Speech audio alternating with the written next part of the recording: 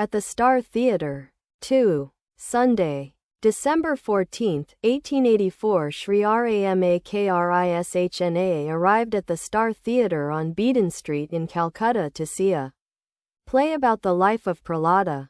M. Baburam, Narayan, and other devotees were with him. The hall was brightly lighted. The play had not yet begun. The master was seated in a box, talking with Girish. Master, smiling. Ah, you have written nice plays. Quote, assimilation of spiritual ideas. Girish. But, sir, how little I assimilate. I just write. Master, no, you assimilate a great deal. The other day I said to you that no one could sketch a divine character unless he had love of God in his heart. Yes, one needs to assimilate spiritual ideas.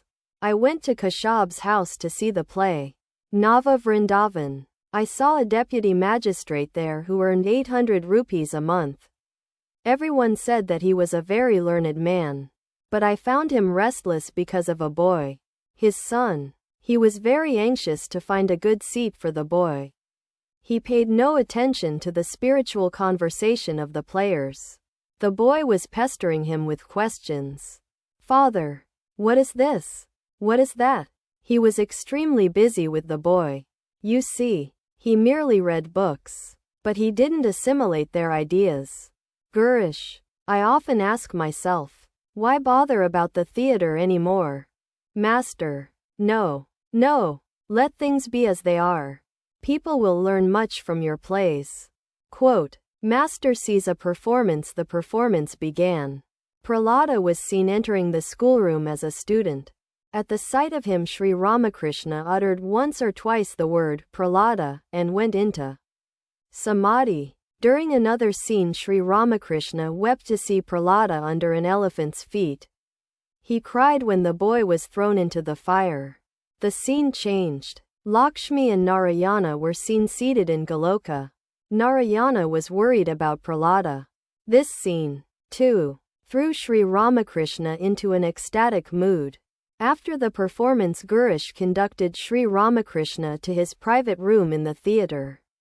He said to the master, would you care to see the farce? Vivaha Vibrata, the confusion of marriage. Master, oh, no. Why something like that after the life of Prahlada? I once said to the leader of a theatrical troupe, end your performance with some religious talk. We have been listening to such wonderful spiritual conversation. And now to see the confusion of marriage. A worldly topic. We should become our old selves again. We should return to our old mood. Girish, how did you like the performance? Master, I found that it was God himself who was acting the different parts. Those who played the female parts seemed to me the direct embodiments of the blissful mother. And the cowherd boys of Goloka the embodiments of Narayana himself. It was God alone who had become all these. Signs of God vision and different moods of liberated souls. There are signs by which you can know whether a man has truly seen God. One of these is joy. There is no hesitancy in him. He is like the ocean. The waves and sounds are on the surface. Below are profound depths. The man who has seen God behaves sometimes like a madman, sometimes like a ghoul, without any feeling of purity or impurity, sometimes like an inert thing, remaining speechless because he sees God within and without, sometimes like a child, without any attachment, wandering about unconcernedly with his cloth under his arm. Again, in the mood of a child, he acts in different ways. Sometimes like a boy, indulging in frivolity, sometimes like a young man, working and teaching with the strength of a lion. Man cannot see God on account of his ego. You cannot see the sun when a cloud rises in the sky. But that doesn't mean there is no sun. The sun is there just the same. But there is no harm in the ego of a child. On the contrary, this ego is helpful. Greens are bad for the stomach. But hinch is good. So hinch cannot properly be called greens. Sugar candy, likewise, cannot be classed with other sweets. Other sweets are injurious to the health, but not sugar candy. So I said to Kashyap, if I tell you more than I have already said, you won't be able to keep your organization together. That frightened him. Then I said to him, there is no harm in the ego of a child, or the ego of a servant.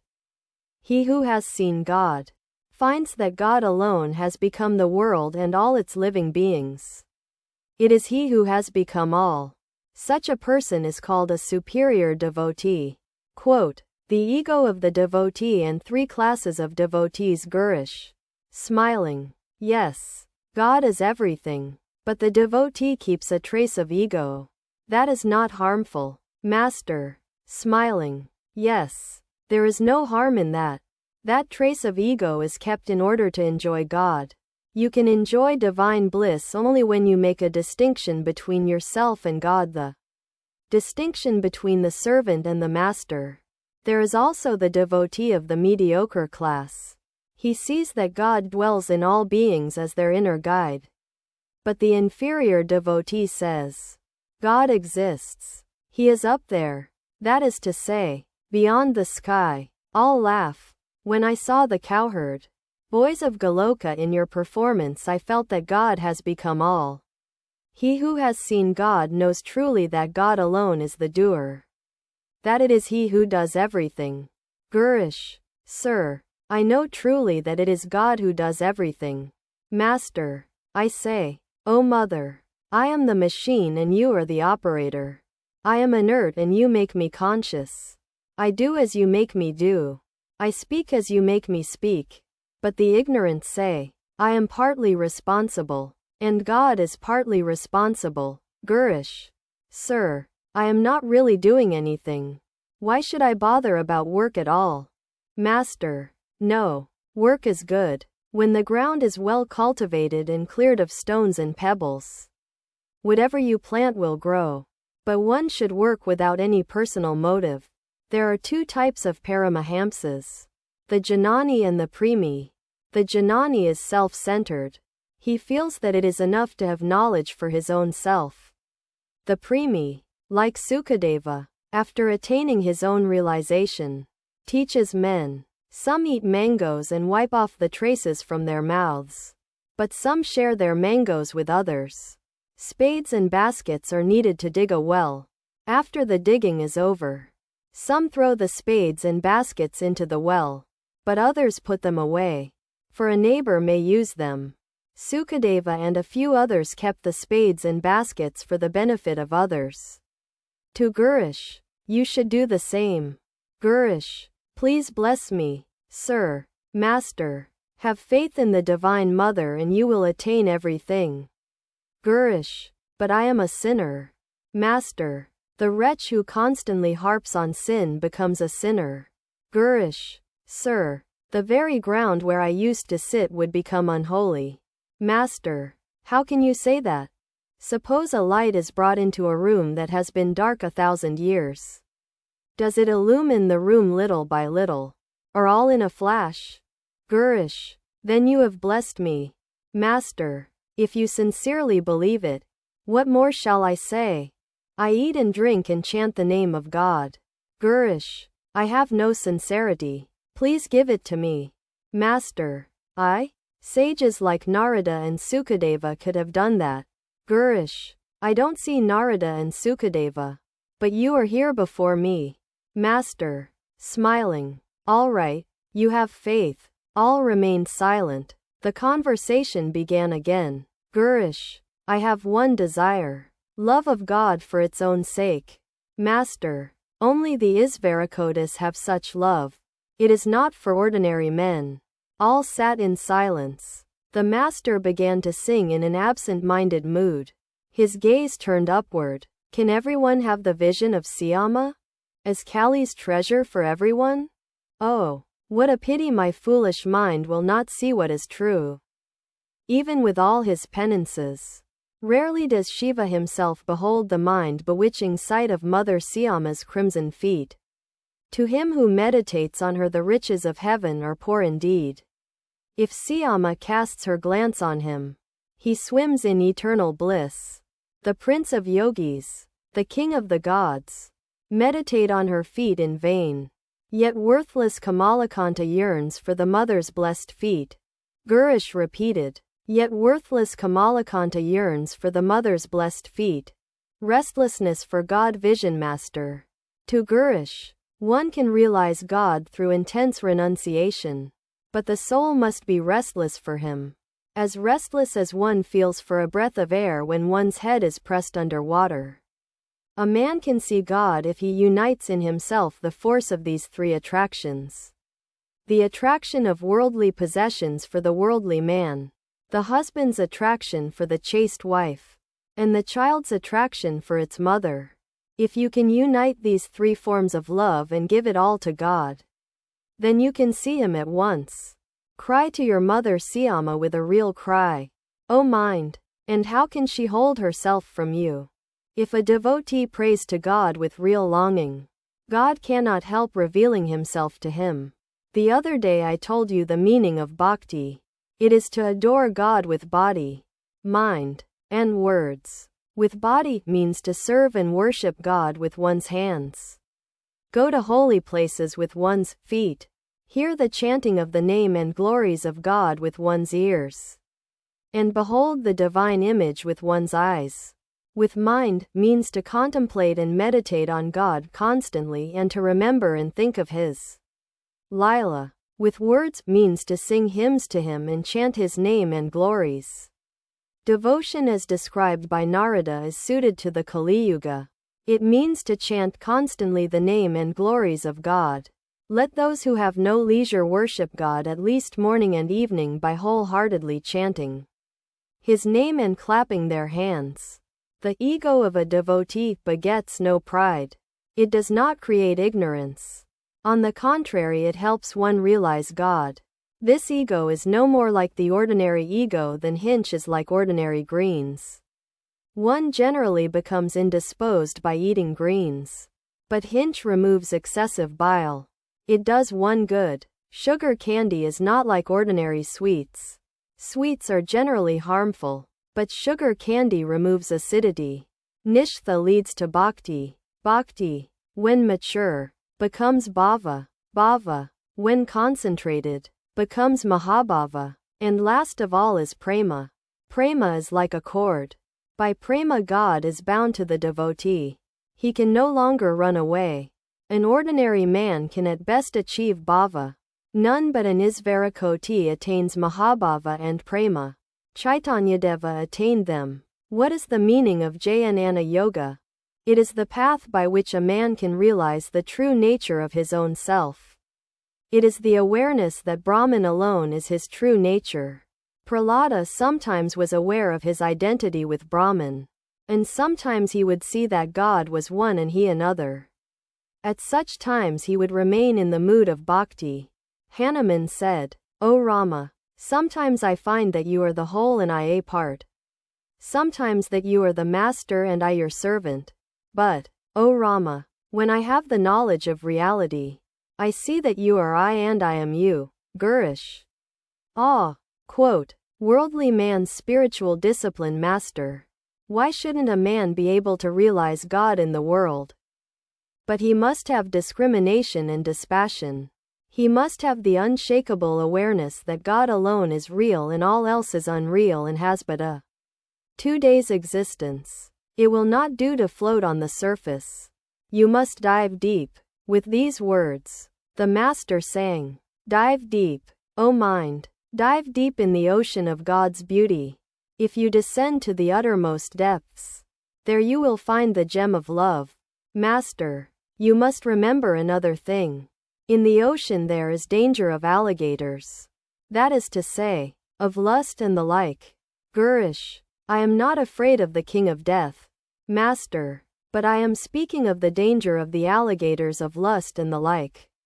Because of them one should smear one's body with turmeric before diving in the turmeric of discrimination and dispassion. Some attain knowledge of God in the world.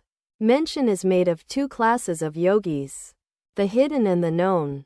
Those who have renounced the world are known yogis.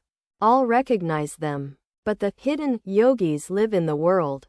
They are not known. They are like the maidservant who performs her duties in the house but whose mind is fixed on her children in the country. They are also, as I have told you, like the loose woman who performs her household duties zealously but whose mind constantly dwells on her lover. It is very hard to cultivate discrimination and dispassion.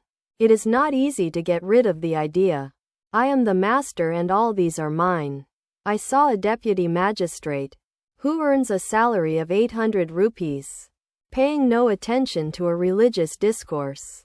He had brought one of his children with him and was busy finding a good place for him to sit. I know another man, whom I shall not name, who used to devote a great deal of time to japa, but he bore false witness in court for the sake of 10,000 rupees. Therefore I say that a man can realize God in the world, too, but only if he has discrimination and dispassion. Quote, Master and Gurish, what will happen to this sinner? Sri Ramakrishna sang in a tender voice, turning his eyes upward. Meditate on the Lord, the slayer of hell's dire woes, he who removes the fear of death. Thinking of him, the soul is freed from worldly grief and sails across the sea of life in the twinkling of an eye. Consider, O my mind, why you have come to earth. What gain is there in evil thoughts and deeds? Your way lies not through these. Perform your penance here by meditating long and deep on the everlasting Lord. Master sails across the sea of life in the twinkling of an eye. One attains the vision of God if Mahamaya steps aside from the door. Mahamaya's grace is necessary, hence the worship of Sakti. You see, God is near us, but it is not possible to know him because Mahamaya stands between. Rama, Lakshmana, and Sita were walking along. Rama walked ahead, Sita in the middle, and Lakshmana last. Lakshmana was only 2.5 cubits away from Rama. But he couldn't see Rama because Sita Mahamaya was in the way. While worshipping God, one should assume a definite attitude. I have 3 attitudes: the attitude of a child, the attitude of a maidservant, and the attitude of a friend. For a long time I regarded myself as a maidservant and a woman companion of God. At that time I used to wear skirts and ornaments. Like a woman, the attitude of a child is very good. The attitude of a hero is not good. Some people cherish it. They regard themselves as Purusha and woman as Prakriti. They want to propitiate woman through intercourse with her. But this method often causes disaster. Gurish. At one time I too cherished that idea. Sri Ramakrishna looked at Gurish pensively. Gurish, I still have that twist in my mind. Tell me what I should do. Sri Ramakrishna reflected a minute and said, Give God your power of attorney. Let him do whatever he likes. The conversation then turned to Sri Ramakrishna's young devotees. Master, to Gurish and the others. In meditation I see the inner traits of these youngsters. They have no thought of acquiring house and property. They do not crave sex pleasure. Those of the youngsters who are married do not sleep with their wives. The truth is that unless a man has got rid of rajas and has acquired sattva, he cannot steadily dwell in God. He cannot love God and realize him. Gurish, you have blessed me, Master. How is that? I said that you would succeed if you were sincere. Saying this, the Master exclaimed, Anandamayi, and went into samadhi. He remained in that state a long time. Regaining partial consciousness, he said, Where are those rascals? Brought Baburam to him. Sri Ramakrishna looked at Baburam and the other devotees and said, Still in ecstasy. The bliss of Satchidananda is indeed good. But what about the bliss of divine inebriation? He began to sing, Once for all. This time, I have thoroughly understood. From one who knows it well. I have learnt the secret of bhava. Again he sang, Why should I go to Ganga or Gaya? To Kasi, Kanchi, or Prabhas, so long as I can breathe my last with Kali's name upon my lips? The Master continued, saying, while praying to the Divine Mother, I said, "O mother, I don't seek anything else. Give me only pure love for thee." Sri Ramakrishna was pleased with Gurish's calm mood. He said to him, "This mood of yours is good. The calm mood is the best." The master was seated in the manager's room. A man entered and said, "Will you see the farce? The confusion of marriage. It is being played now." Sri Ramakrishna said to Gurish, "What have you done? This farce after the life of Prahlada. First sweets and rice pudding and then a dish of bitter herbs." After the theatre, the actresses, following Gurish's instructions, came to the room to salute Sri Ramakrishna. They bowed before him, touching the ground with their foreheads. The devotees noticed that some of the actresses, in saluting the master, touched his feet. He said to them very tenderly, "Please don't do that, mother." After the actresses had left the room, Sri Ramakrishna said to the devotees, "It is all he, only in different forms." The carriage was ready at the door. Gurish and the others came to the street to see the master off. As soon as Sri Ramakrishna stepped into the carriage, he went into deep samadhi. Narayan and several other devotees were with him. The carriage started for Dakshineswar.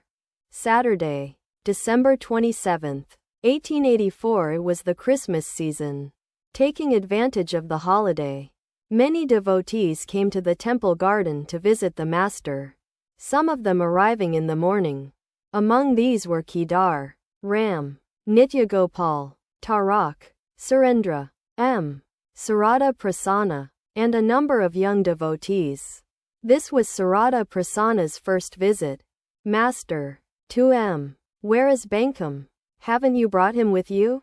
Bankum was a schoolboy whom Sri Ramakrishna had met in Bagh Bazar. Noticing him even from a distance, the master had said that he was a fine boy. After a while Sri Ramakrishna went to the Panchavati with the devotees. They surrounded him, some sitting and some standing. He was seated on the cement platform around the tree. Facing the southwest he asked M. with a smile, "Have you brought the book?" M. "Yes, sir." "Master, read a little to me." The devotees were eager to know the name of the book. It was called Devi Chodrani. The master had heard that the book dealt with motiveless action. He had also heard of the great renown of its author, Bankim Chandra Chatterjee, whom he had met some days before, and he wanted to gauge the author's mind from the book. M. said, "A young girl, the heroine, fell into the hands of a robber named Bhavani Pathak. Her name had been Prafulla, but the robber changed it to Devi Chodrani. At heart Bhavani was a good man. He made Prafulla go through many spiritual disciplines. He also taught her how to perform selfless action. He robbed wicked people and with that money fed the poor and helpless. He said to Prafulla, 'I chastise the wicked and protect the virtuous, master. But that is a king's duty.'" In one place the author writes of Bhakti. Bhavani Pathak sent a girl named Nishi to keep Prafulla company. Nishi was full of piety and looked on Krishna as her husband. Prafulla was already married. She had lost her father and lived with her mother. The neighbors had created a scandal about her character and avoided her. And so her father-in-law had not allowed her to live with his son. Later her husband had married again. But Prafulla was extremely devoted to her husband. To Sri Ramakrishna. Now, sir, you can follow the story. M. Read. Nishi. I am a daughter of Bhavani Pathak. He is my father. He has also, in a way, given me in marriage. Prafulla. What do you mean? Nishi. I have surrendered my all to Krishna. Prafulla. How is that? Nishi. My beauty, youth, and soul. Prafulla. Then he is your husband. Nishi. Yes. Because he alone is my husband who completely possesses me. Prafulla. With a sigh. I do not know. You talk that way because you do not know what a husband is. If you had a real husband, you could never have liked Sri Krishna. The foolish Brajaswar Prafula's husband was unaware that his wife loved him so much. Nishi. All can love Sri Krishna because he has infinite beauty, infinite youth, and infinite splendor. This young lady was a disciple of Bhavani and well versed in logic, but Prafula was illiterate. She could not answer Nishi's arguments, but the writers of the Hindu social laws knew the reply. God is infinite, no doubt, but one cannot keep the infinite in the small cage of the heart. One can do so only with the finite. Therefore the infinite creator of the universe is worshipped by the Hindu in the cage of his heart. As Sri Krishna, the finite personal God, the husband of a woman has a still more definite form. Therefore if the wife cherishes pure conjugal love, the husband becomes the first step toward God. Hence the husband is the only deity to the Hindu woman. Other societies are inferior to Hindu society in this respect. Prafula was an ignorant girl.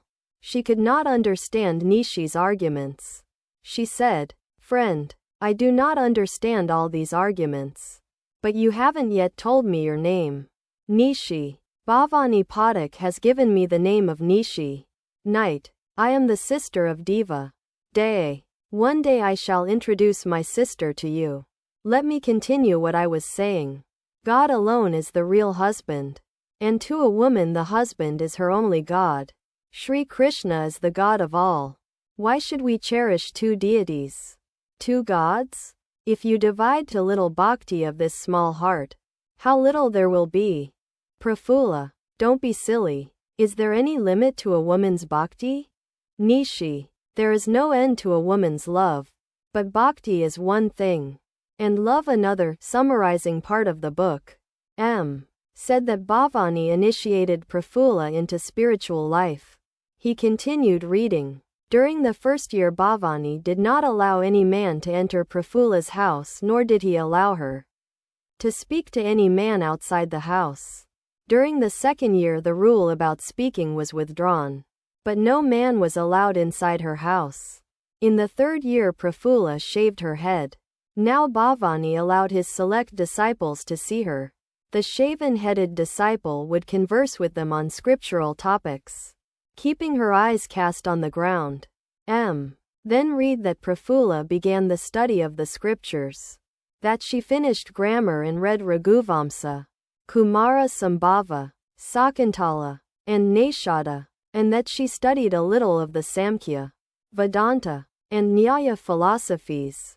Master and book learning master. Do you know what that means? People like the author of this book believe that knowledge is impossible without the study of books. They think that first comes the knowledge of books and then comes the knowledge of God. In order to know God one must read books. But if I want to know Jadoo Malik, must I first know the number of his houses and the amount of money he has in government securities? Do I really need all this information? Rather I should somehow enter his house, be it by flattering his gatekeepers or by disregarding their rough treatment, and talk to Jadoo Malik himself. Then, if I want to know about his wealth or possessions, I shall only have to ask him about them. Then it will be a very easy matter for me. First God and then the world. First comes Rama, then his riches, that is, the universe. This is why Valmiki repeated the mantra. Mara. Ma means God, and Ra, the world. That is to say, his riches. The devotees listened to the master's words with rapt attention. M. Continued with the story of Prafula. Prafula finished her studies and then practiced spiritual austerity for many days. Then one day Bhavani visited her. He wanted to instruct her about selfless work. He quoted to her from the Gita, "Therefore do thou always perform obligatory actions without attachment. By performing action without attachment one attains to the highest." He told her the three characteristics of disinterested action. First, control of the sense organs. Second, absence of egotism. And third, surrendering the fruit of action to Sri Krishna. He further told her that no dharma is possible for the egotistic person. Quoting from the Gita, he said, The gunas of Prakriti perform all action. With the understanding diluted by egotism, man thinks, I am the doer. Bhavani next spoke to her about surrendering the fruit of action to Sri Krishna. Again he quoted from the Gita, whatever thou doest, whatever thou eatest, whatever thou givest away, whatever austerity thou practicest, O son of Kunti, do that as an offering unto me. Master, this is fine. These are the words of the Gita. One cannot refute them. But something else must be noted. The author speaks about surrendering the fruit of action to Sri Krishna, but not about cultivating bhakti for him. No, that is not especially mentioned here. Next, Prafulla and Bhavani talked about the use of money. Prafulla said that she offered all her wealth to Krishna. Read from the book again. Prafulla, like my actions, I offer all my wealth to Sri Krishna. Bhavani, all? Prafulla, yes, all. Bhavani, in that case you won't be able to perform action in a detached spirit. If you have to work to earn your food, you will be attached to that work. Hence there are two alternatives before you.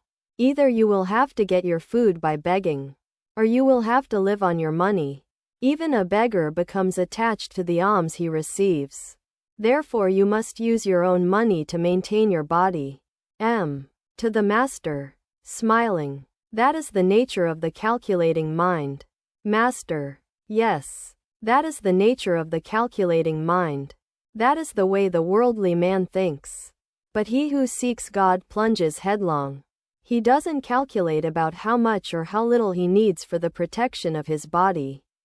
Next, Bhavani asked Prafulla, how will you offer all this money to Sri Krishna? Prafulla said, why, Sri Krishna dwells in all beings. I shall distribute the money among them. Bhavani answered, good, good. Quoting from the Gita, Bhavani said, he who sees me in all things and all things in me never becomes separated from me, nor do I become separated from him. That yogi who, established in unity, worships me dwelling in all beings, abides in me, whatever his mode of life. O Arjuna, that yogi is regarded as the highest who judges the pleasure and pain of all beings by the same standard that he applies to himself. Master, these are the characteristics of the highest bhakta. Again read from the book. A man must work hard if he wants to help all beings with charity. Hence it is necessary for him to make a little display of clothes, of pomp and luxury. Therefore Bhavani said, a little shopkeeping is necessary. Master, sharply, a little shopkeeping is necessary. One speaks as one thinks.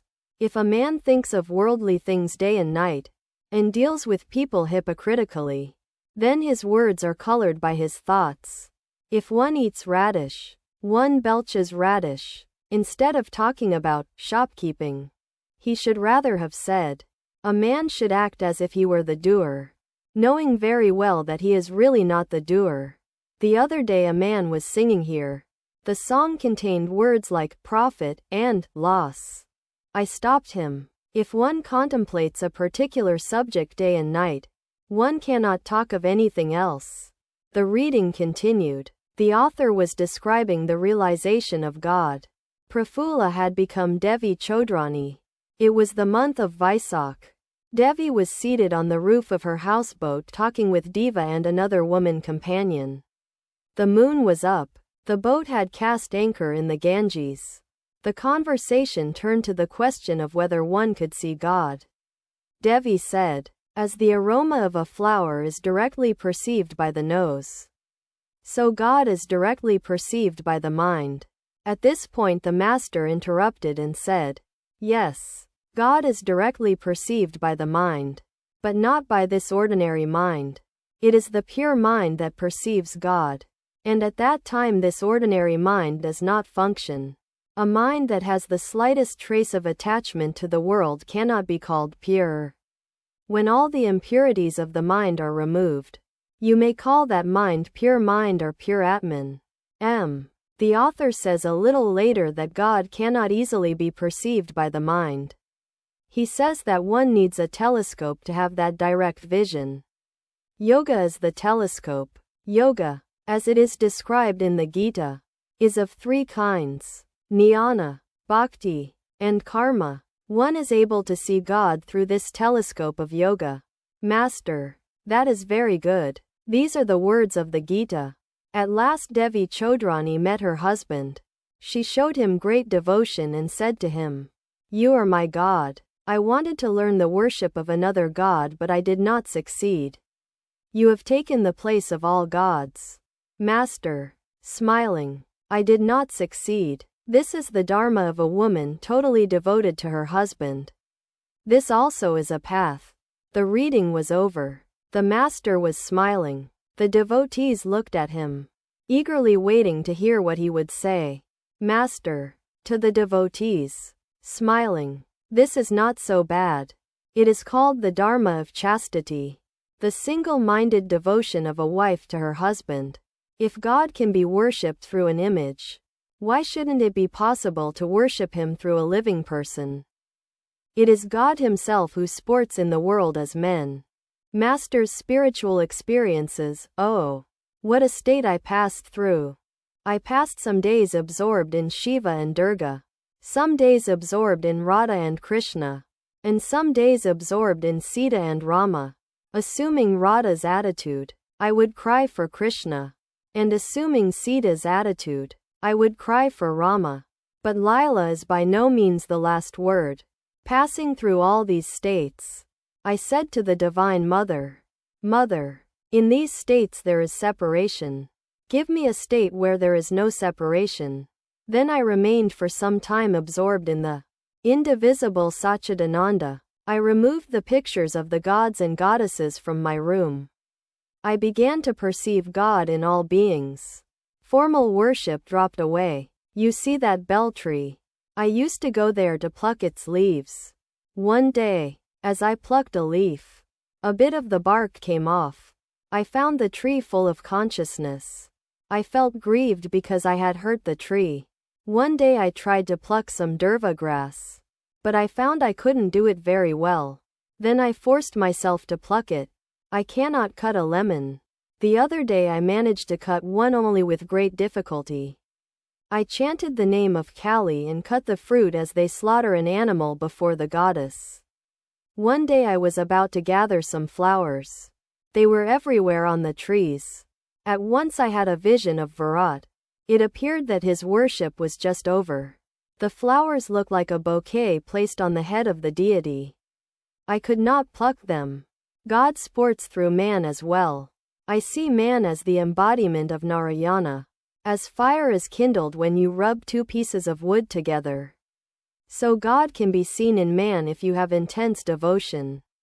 If there is suitable bait, big fish like carp gulp it down at once. When one is intoxicated with prema, one sees God in all beings. The gopis saw Krishna in everything. To them the whole world was filled with Krishna. They said that they themselves were Krishna. They were then in a God-intoxicated state. Looking at the trees, they said, "These are hermits absorbed in meditation on Krishna." Looking at the grass they said, "The hair of the earth is standing on end at the touch of Krishna." Devotion to the husband is also a dharma. The husband is God. Why shouldn't it be so? If God can be worshipped through an image, why not also through a living man? But three things are necessary in order to feel the presence of God in an image. First, the devotion of the priest. Second, a beautiful image. And third, the devotion of the householder. Vaishnavcharan once said that in the end the mind of the devotee is absorbed in the human manifestation of God. But you must remember one thing. One cannot see God sporting as man unless one has had the vision of him. Do you know the sign of one who has God vision? Such a man acquires the nature of a child. Why a child? Because God is like a child. So he who sees God becomes like a child. God vision is necessary. Now the question is, how can one get it? Intense renunciation is the means. A man should have such intense yearning for God that he can say, "O Father of the universe, am I outside your universe? Won't you be kind to me, you wretch?" Single quote. You partake of the nature of him on whom you meditate. By worshipping Shiva you acquire the nature of Shiva. A devotee of Rama meditated on Hanuman day and night. He used to think he had become Hanuman. In the end he was firmly convinced that he had even grown a little tail. Jnana is the characteristic of Shiva, and bhakti of Vishnu. One who partakes of Shiva's nature becomes a Jnani, and one who partakes of Vishnu's nature becomes a bhakta. Quote, Chaitanya and the divine incarnation and the ordinary man M. But what about Chaitanyadeva? You said he had both knowledge and devotion. Master. Sharply. His case was different. He was an incarnation of God. There is a great difference between him and an ordinary man. The fire of Chaitanya's renunciation was so great that when Sarvabhauma poured sugar on his tongue, instead of melting, it evaporated into air. He was always absorbed in samadhi. How great was his conquest of lust! To compare him with a man. A lion eats meat and yet it mates only once in 12 years. But a sparrow eats grain and it indulges in sex life day and night. Such is the difference between a divine incarnation and an ordinary human being. An ordinary man renounces lust, but once in a while he forgets his vow. He cannot control himself. 2m. He who has realized God looks on man as a mere worm. One cannot succeed in religious life if one has shame, hatred, or fear. These are fetters. Haven't you heard of the 8 fetters? How can one who is eternally perfect be afraid of the world? He knows how to play his game. An eternally perfect soul can even lead a worldly life if he desires. There are people who can fence with 2 swords at the same time. They are such expert fencers that, if stones are thrown at them, the stones hit the swords and come back. Quote, Yoga and God Vision. A devotee. Sir, how can one see God? Master, can you ever see God if you do not direct your whole mind toward him? The Bhagavata speaks about Sukadeva. When he walked about he looked like a soldier with fixed bayonet. His gaze did not wander. It had only one goal and that was God. This is the meaning of yoga. The Chatak bird drinks only rainwater. Though the Ganges, the Jamuna, the Godavari, and all other rivers are full of water, and though the 7 oceans are full to the brim, still the Chatak will not touch them. It will drink only the water that falls from the clouds. He who has developed such yoga can see God. In the theater the audience remains engaged in all kinds of conversation about home, office, and school, till the curtain goes up. But no sooner does it go up than all conversation comes to a stop. And the people watch the play with fixed attention. If after a long while someone utters a word or two, it is about the play. After a drunkard has drunk his liquor, he talks only about the joy of drunkenness. Nitya Gopal was seated in front of Sri Ramakrishna. He was always in ecstasy. He sat there in silence. Master. To Nitya Gopal, smiling. Gopal, why are you always silent? Nitya Gopal answered like a child. I do not know. Master. I understand why you don't say anything. Perhaps you are afraid of committing a transgression. You are right. Jaya and Vijaya were gatekeepers for Narayana. They refused Sanaka, Sanatana, and other rishis admission into his palace. For this transgression, Jaya and Vijaya had to be born 3 times on earth. Again, there is the instance of Sridama. He was Viraja's gatekeeper in Goloka. Sri Krishna was in Viraja's house. Radhika went there to surprise Krishna and wanted to enter the house. Sridama would not admit her, and so Radhika cursed him to be born as a demon on earth. But Sridama, too, cursed her. But there is one thing you should remember. When a boy walks holding his father's hand, he may fall into the gutter. But what has he to fear if the Father holds him by the hand? Quote, the story of Sridharma is narrated in the Brahma Vaivarta Purana. Kedar, who was a government official, had been living at Dhaka for some time. He had been transferred there from Calcutta. He was a devotee of Sri Ramakrishna and had gathered together at Dhaka many devotees who came to him regularly for spiritual instruction. As one should not come empty-handed to a religious man, the devotees would bring Kedar sweets and other offerings. Kedar, to the master, humbly, should I eat those offerings? Master, it won't injure you if the offerings are given out of love for God. But they are harmful if they are given with any selfish motive. Kedar, I have explained everything to the devotees and now I feel relieved. I have told them that he who has given me his blessing knows all. Master, smiling, that is true. You see, people of all sorts come here. So they find here different things. Sadhana, Kedar, I do not need to know different things. Master, smiling, why not? One should know a little of everything. If a man starts a grocery shop, he keeps all kinds of articles there, including a little lentil and tamarind. An expert musician knows how to play a little on all instruments. Sri Ramakrishna left the room and went toward the pine grove. The devotees began to walk about in the garden. Several went to the Panchavati. Sri Ramakrishna met them there and said, I have indigestion. I took a meal at the Maliks. They are very worldly people. A few of the master's personal things lay scattered on the cement platform of the Panchavati. And he asked them to bring them. He proceeded to his room and the devotees followed. In the afternoon the master rested a while. Afterwards a few devotees arrived. The master sat on the small couch reclining against a pillow. A devotee, Sir, can one know God's attributes through the intellect? Master, certainly not by this ordinary intellect. Can one know God so easily? One must practice. One must also adopt a particular attitude toward God. For instance, the attitude of a servant toward his master. The rishis of old had the attitude of Santa. Do you know the attitude of the Jain Anis? It is to meditate on one's own self. To a devotee, with a smile, what is your attitude? The devotee gave no answer. Master, smiling, you have two attitudes. You meditate on your own self and also cherish toward God the attitude of a servant. Am I not right?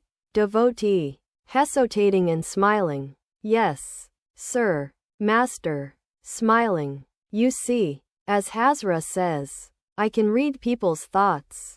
One can maintain those two attitudes only at a very advanced stage. Prahlada maintained them, but one must work hard in order to practice this ideal. Let me give an illustration. Suppose a man is grasping the thorny branch of a plum tree. His hand bleeds profusely, but he says, there is nothing the matter with me. I am not hurt. If you ask him about his wound, he will say, it's all right. I am quite well. Now is there any meaning in the mere utterance of these words? One must practice discipline in keeping with this ideal. The devotees were giving their whole attention to what the master was saying.